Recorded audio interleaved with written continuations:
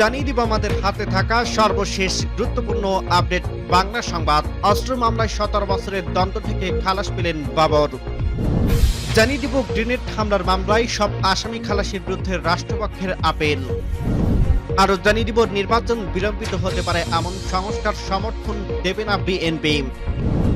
এবং আরো জানিয়ে দিব নির্বাচনে আওয়ামী লীগের অংশগ্রহণ নিয়ে স্পষ্ট অবস্থান করলেন নাহিদ ইসলাম। সর্বশেষ জানিয়ে দেব গাজায় ইসরায়েলি হামলার নিন্দা জানালো জামায়াতের আমির। শুনছিলেন সংবাদ শিরোনাম, এরপর বিস্তারিত। তার আগে অনুরোধ থাকবে, ভিডিওটি যদি ভালো লেগে থাকে ভিডিওটিতে একটি লাইক এবং কমেন্ট করে জানিয়ে দিন ভিডিও সম্পর্কে আপনার মূল্যবান মতামত, এবং আরো কমেন্ট করে জানিয়ে দিন ভিডিওটি আপনি কোথা থেকে দেখছেন এবং শুনছেন। অস্ত্র মামলায় 17 বছরের দণ্ড থেকে খালাস পেলেন বাবর। অস্ত্র মামলায় 17 বছরের দণ্ড থেকে সাবেক স্বরাষ্ট্র প্রতিমন্ত্রী লুৎফুজ্জামান বাবরকে খালাস দিয়েছে হাইকোর্ট। বুধবার বিচারপতি মোস্তফা জামান ইসলাম ও বিচারপতি নাসরিন আক্তারের হাইকোর্ট বেঞ্চে এই রায় দেন। আদালতে বাবরের পক্ষে ছিলেন অ্যাডভোকেট মোহাম্মদ শিশির মনির। তত্ত্বাবধায়ক সরকারের আমলে 2007 সালের 28 মে আটক হন লুৎফুজ্জামান বাবর। ওই দিন বাবরের গুলশানের বাসায় শোবার ঘর থেকে অবৈধ অস্ত্র ও গুলি উদ্ধার করার অভিযোগে একই বছরের 3 জুন রাজধানীর গুলশান থানায় এই মামলা করেন।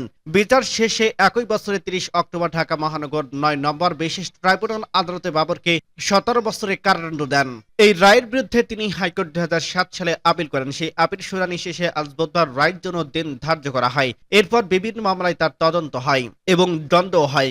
সেই সব মামলা থেকে খালাস ও জামিনের পর 16 জানুয়ারি ঢাকা কেন্দ্রীয় কারাগার থেকে মুক্ত হন তিনি প্রায় 17 বছর কারাবন্দী ছিলেন। গ্রেনেড হামলার মামলা সব আসামি খালাসের বিরুদ্ধে রাষ্ট্রপক্ষের আপিল। 21 আগস্ট গ্রেনেড হামলার মামলায় যাবজ্জীবন কারাদণ্ডপ্রাপ্ত তারেক রহমান ও মৃত্যুদণ্ডপ্রাপ্ত সাবেক স্বরাষ্ট্র প্রতিমন্ত্রী লুৎফুজ্জামান বাবর সহ সব আসামি খালাসের বিরুদ্ধে আপিল করছে রাষ্ট্রপক্ষ। বুধবার অ্যাটর্নি জেনারেল কার্যালয় বিষয়টি নিশ্চিত করা হয়েছে। এছাড়া আপিল বিভাগের কার্যতালিকার বিষয়টি এসেছে। এর আগে গত 12 জানুয়ারি বহল আলোচিত 21 আগস্ট গ্রেনেড হামলায় যাবজ্জীবন কারাদণ্ডপ্রাপ্ত তারেক রহমান ও মৃত্যুদণ্ডপ্রাপ্ত সাবেক স্বরাষ্ট্র প্রতিমন্ত্রী লুৎফুজ্জামান বাবর সহ আসামিদের খালাস দেন হাইকোর্ট। বিচারিক আদালতের রায় বাতিল করে বিচারপতি এ.কে.এম. আসাদুজ্জামান ও বিচারপতি সৈয়দ এনায়েত হোসেন হাইকোর্টের বেঞ্চে এর রায় ঘোষণা করেন। রায়ে আদালত বলছে 21 আগস্ট গ্রেনেড হামলা মামলায় বিচার ছিল অবৈধ, আইনের টেকেনার রায় বহাল হয় না। রায় বলা হয়েছে যে চার্জশিটের ভিত্তিতে নিম্ন আদালতে বিচার করছিল এবং তা আইনগতভাবে গ্রহণযোগ্য না। নির্বাচন বিলম্বিত হতে পারে এমন সংস্কারে সমর্থন দেবে না বিএনপি। একটি অবাধ, সুস্থ ও গ্রহণযোগ্য ও নিরপেক্ষ নির্বাচনের পরিবেশ ও কাঠামো তৈরিতে সংবিধান ও নির্বাচন ব্যবস্থা সংস্কার গুরুত্বপূর্ণ বলে মনে করছে বিএনপি। তবে নির্বাচন বিলম্বিত হতে পারে এমন সংস্কারের সমর্থন দেবে না দলটি। একই সঙ্গে সংস্কার ইস্যুতে জাতীয় ঐক্যমত্য কমিশনের দেওয়া প্রস্তাবনাগুলোর উপর অভিন্ন বা কাছাকাছি মতামত তুলে ধরেন বিএনপি ও তার মিত্ররা। বিএনপির পক্ষ থেকে এমন উদ্যোগ নেওয়া হয়েছে। এর লক্ষ্যে দলটির অভ্যন্তরে আলোচনা চলছে। ইতিমধ্যে বিএনপির সঙ্গে আলোচনার ভিত্তিতে যুগপৎ আন্দোলনের শরিক 3টি দল ঐক্যমত কমিশনে তাদের মতামত জমা দিয়েছে। রাষ্ট্র কাঠামো মেরামতের 31 দফা রূপরেখার সঙ্গে মিল রেখেই 5 সংস্কার কমিশন প্রস্তাবগুলোর ক্ষেত্রে দলীয় অবস্থান তুলে ধরে বিএনপি। ঢালাওভাবে মতামত চাওয়া হলেও প্রস্তাবগুলো যেসব সংস্কারের এই মুহূর্তে প্রয়োজন নেই সেগুলোর ক্ষেত্রে মতামত নাও দিতে পারে। আগামী সপ্তাহে মতামত জমা দিতে পারে বিএনপি সহ বাকি মিত্ররা। এর মধ্যে দিয়ে বিদ্যমান পরিস্থিতিতে ঐক্যমতে থাকার বার্তা দিতে চায় দলগুলো। বিএনপি ও তার মিত্রদের সঙ্গে কথা বলে এসব তথ্য জানা গেছে। দলটির নীতি নির্ধারণী পর্যায়ে একজন নেতা বলেন, বিএনপি তাদের এই দলীয় সংস্কার প্রস্তাব ঐক্যমত কমিশনে জমা দেওয়ার পাশাপাশি সংবাদ সম্মেলনে করে জাতির সামনে তুলে ধরবে। সেখানে কেন এবং কোনো কারণে দলীয় এই অবস্থান নিয়ে এর বিস্তারিত ব্যাখ্যা দেবে দলটি। জানতে চাইলে বিএনপি স্থায়ী কমিটির সদস্য সালাউদ্দিন আহমেদ বলেন, জাতীয় ঐক্যমত কমিশনের দেওয়া সংস্কার প্রস্তাবগুলোর উপর আমাদের দলীয় মতামত প্রস্তাব করা হয়েছে। এখনো যুগপৎ আন্দোলনী শরিক দলগুলোর সঙ্গে এটা নিয়ে পরামর্শ আলোচনা করা হচ্ছে। যে কোনো দিন সেগুলো কমিশনে জমা দেওয়া হবে। তিনি বলেন, আমরা সংস্কার কমিশনগুলোর রিপোর্টের উপর বিস্তারিত মতামত তুলে ধরব, সঙ্গে স্প্রেডশিটটাও থাকবে।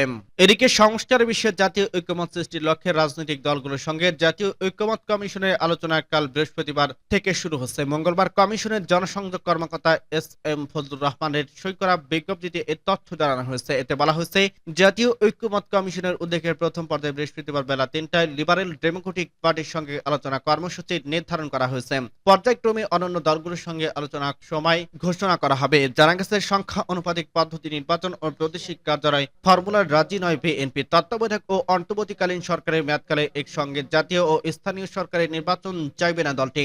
একমত নয় জাতীয় নির্বাচনের আগে স্থানীয় সরকার নির্বাচনে সংসদীয় নির্বাচন প্রতিদ্বন্দ্বিতা করার ন্যূনতম বয়স কমিয়ে ২১ বছর করার বিষয়টিতে দলটির আপত্তি থাকবে। প্রধানমন্ত্রীর মেয়াদ সর্বোচ্চ ২ টার্মে সীমিত করার বিষয়ে দলটি একমত হবে, তবে এক্ষেত্রে টানা দুবার না থাকার পক্ষে মত ব্যক্ত করা হবে। আইনসভার মেয়াদ শেষ হওয়ার পরে কিংবা আইনসভা ভেঙে গেলে পরবর্তী নির্বাচিত সরকার শপথ না নেওয়া পর্যন্ত একটি অন্তর্বর্তী সরকার দায়িত্ব পালন করবে। এই বিধান রাজি নয় বিএনপি। নির্বাচনকারী ৯০ দিনের জন্য অন্তর্বর্তী সরকার থাকার বিষয়ে দলটি তাদের ঐক্যমতের কথা জানাবে। নির্বাচন কমিশনের নিয়োগ দায়িত্ব ও ক্ষমতা এবং স্বার্থের দ্বন্দ্ব স্পষ্টীকরণ ও জবাবদিহি কাজে নিশ্চিত করার লক্ষ্যে একটি আইন প্রণয়ন করার বিষয়ে ইতিবাচক মতামত দেবে বিএনপি। নির্বাচনে আওয়ামী লীগের অংশগ্রহণ নিয়ে অবস্থান স্পষ্ট করলেন নাহিদ ইসলাম। ছাত্র জনতার গণ অভ্যুত্থানে দেশ ছেড়ে শেখ হাসিনা পালিয়ে অবস্থান করলেও আলোচনায় তার দল আওয়ামী লীগের নির্বাচনে অংশ না নেওয়ার প্রশ্ন। বিভিন্ন রাজনৈতিক দলগুলো এ বিষয়ে ভিন্ন মতামত দেয়, তবে এবার নির্বাচনে আওয়ামী লীগের নির্বাচন অংশগ্রহণের প্রশ্নে নিজেদের অবস্থান স্পষ্ট হলো নতুন রাজনৈতিক দল জাতীয় নাগরিক পার্টি। দলের আহ্বায়ক নাহিদ ইসলাম জানিয়েছে তারা নির্বাচনে আওয়ামী লীগকে চায় না। তিনি বলেন, আওয়ামী লীগ নির্বাচনে অংশগ্রহণ করুক, এটা আমরা চাই না। দলটির ভেতরে যারা অন্যায়ের কাজের সঙ্গে জড়িত তাদের অবশ্যই বিচারের আওতায় আনতে হবে। যুক্তরাষ্ট্র ভিত্তিক সংবাদ মাধ্যম দ্য ডিপ্লোম্যাটকে দেওয়া সাক্ষাৎকারে একথা বলেন তিনি। সোমবার ১৭ মার্চ তা প্রকাশ করা হয়। সাক্ষাৎকারে নাহিদ ইসলাম নতুন দলের চ্যালেঞ্জ, নির্বাচন ও আওয়ামী লীগের রাজনৈতিক ভবিষ্যৎ নিয়ে কথা বলেন। আন্দোলন থেকে সরকার তারপর রাজনীতিতে এ বিষয়ে নাহিদ বলেন, একটি সরকারের ভেতরে ও বাইরে থেকে দেখাটা বিস্তর ভিন্ন অভিজ্ঞতা। অন্তর্বর্তী সরকার যখন দায়িত্ব নিল তখন বাংলাদেশের জন্য বিশেষভাবে চ্যালেঞ্জিং সময় ছিল। এটা আমার জন্য একটি বড় অভিজ্ঞতা। সময়ের চাহিদার প্রতি সাড়া দিয়ে আমি পদত্যাগ করছি এবং মূলধারার রাজনীতিতে যোগ দিয়েছি। এখনই এই অভিজ্ঞতায় আমি আমার ভবিষ্যৎ রাজনৈতিক যাত্রায় ব্যবহার করতে পারবো। বিশেষ করে সামনের পথটা আরো কঠিন বলে মনে হচ্ছে। একটি রাজনৈতিক দলের যাত্রা শুরু করার জন্য আমার জন্য একটি নতুন চ্যালেঞ্জ, তবে আমি এই পথে পাড়ি দেওয়ার জন্য প্রস্তুত আছি। এনসিপি সম্পর্কে তিনি বলেন, এনসিপি একটি মধ্যপন্থী রাজনৈতিক দল এবং আমরা এই আদর্শ ধরে রাখতে প্রতিশ্রুতিবদ্ধ। আমাদের লক্ষ্য হলো নতুনদের কথা বলার জায়গা করে দেওয়া, বিশেষ করে তরুণ ও সমাজের সব শ্রেণী ব্যক্তিদের যারা বছরের পর বছর ধরে গতানুগতিক রাজনীতির বাইরে রয়ে গেছে।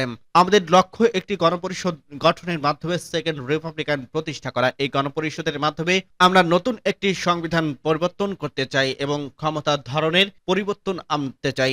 আমাদের লক্ষ্যকে আরো সুস্পষ্ট করার জন্য বিভিন্ন ধারণা খতিয়ে দেখছে এবং মতামত নিচ্ছে। সাক্ষাৎকারে নির্বাচন প্রসঙ্গে এনসিপির আহ্বায়ক বলেন, আমাদের গুরুত্বের বিষয় হলো পরবর্তী সরকারের অপরাধীদের বিচারের আওতায় আনা, দেশে একটি স্থিতিশীল আইনের পরিপন্থী নিশ্চিত করা এবং গণপরিষদ গঠন করা। গাজায় ইসরায়েলি হামলার নিন্দা জানালো জামায়াতের আমির। গাজায় ইসরায়েলের ভয়াবহ হামলার ঘটনার তীব্র নিন্দা ও ধিক্কার জানিয়েছে জামায়াতের আমির ডক্টর শফিকুর রহমান। বুধবার ১৯ মার্চ সকালে নিজের ভেরিফাইড ফেসবুক পোস্টে তিনি এর প্রতিবাদ জানান। ওই পোস্টে জামায়াতের আমির বলেন, সব রাজনীতি, আইন কানুন ও ন্যূনতম মনুষ্যত্ব বিসর্জন দিয়ে গাজায় যুদ্ধবিরতির মধ্যে এই পবিত্র রমজান মাসে গণহত্যা চালিয়ে যাচ্ছে ইসরায়েল। ইসরায়েলি হামলার নিন্দা ও ধিক্কার জানিয়ে তিনি আরো বলেন, হে আল্লাহ, আপনি আপনার একান্ত মেহেরবানিতে গাজাবাসীকে ও ফিলিস্তিনিকে রক্ষা করুন, সাহায্য করুন, জালিমদের পরাজিত করুন, আমাদেরকে আমাদের দায়িত্ব পালনের তৌফিক দান করুন, আমিন। গাজায় যুদ্ধবিরতি ভেঙে গতকাল মঙ্গলবার ১৮ মার্চ হামলা চালিয়েছে ইসরায়েলি দখলদার বাহিনী। হামলায় ৪ শতাধিক মানুষ নিহত হয়েছে, আহত হয়েছে অন্তত ৫৬২ জন।